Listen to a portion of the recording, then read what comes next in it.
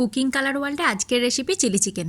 চিকেনের মধ্যে আদা, রসুন, কাঁচা লঙ্কা বাটা, হাফ চামচ লবণ, হাফ চামচ বেকিং পাউডার, কাশ্মীরি লঙ্কার গুঁড়ো 1 চামচ, সর্ষের তেল 1 চামচ, টমেটো সস 1 চামচ, একটা ডিম আর কর্নফ্লাওয়ার দিয়ে ভালো করে ম্যারিনেট করে নিয়ে ঢাকনা চাপা দিয়ে আধ ঘন্টা রেখে দিতে হবে। তারপর কড়াই সাদা তেল গরম হয়ে গেলে চিকেনের পিসগুলো পকোড়ার আকারে লাল লাল করে ভেজে তুলে নেব।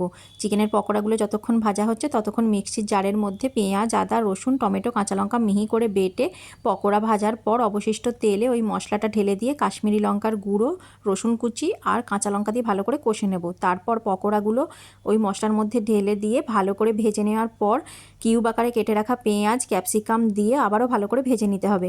এইবার চিলি সস, টমেটো সস আর সয়া সস অল্প জল দিয়ে ভালো করে গুলে দিয়ে 1 চামচ কর্নফ্লাওয়ার গোলা জল দিয়ে পরিমাণ মতো লবণ, সামান্য চিনি আর কিউব আকারে কেটে রাখা টমেটো কুচি দিয়ে ভালো করে ঢাকনা চাপা দিয়ে 5 মিনিট ফুটিয়ে নিলেই চিলি চিকেন রেডি।